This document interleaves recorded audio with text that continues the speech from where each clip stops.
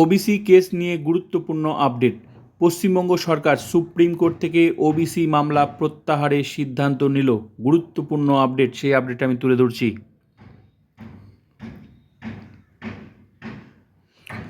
ধর্মের ভিত্তিতে মুসলিমদের ওবিসি তালিকাভুক্ত করে সংরক্ষণের সুবিধা দেওয়া হয়েছে, এই যুক্তিতে কলকাতা হাইকোর্ট পশ্চিমবঙ্গে বাম জামানার শেষ পর্ব থেকে তৃণমূল জামানার গোড়া পর্যন্ত ৭৭টি সম্প্রদায়কে ওবিসি তালিকাভুক্ত করার সিদ্ধান্ত খারিজ করে দিয়েছিল। গত ২ বছর মমতা বন্দ্যোপাধ্যায়ের সরকার সেই রায়ে স্থগিতাদেশ চেয়ে সুপ্রিম কোর্টে মামলা লড়ছিল।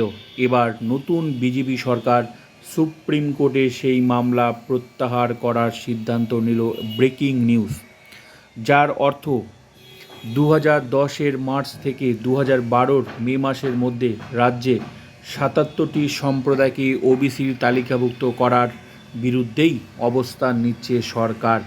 এগুলির মধ্যে 2টি হিন্দু সম্প্রদায় বাদে বাকি ৭৫টি মুসলিম সম্প্রদায়, যার ফলে ২০১০ থেকে বিলি হওয়া প্রায় ৫ লক্ষ ওবিসি শংসাপত্র বাতিলের আশঙ্কা রয়েছে। ওবিসি সংরক্ষণ মামলা নিয়ে রাজ্য সরকারের আইনজীবী কুণাল নিমানি সুপ্রিম কোর্টের রেজিস্ট্রারকে বৃহস্পতিবার চিঠি পাঠিয়ে রাজ্যের মামলা প্রত্যাহার করার কথা জানিয়েছেন।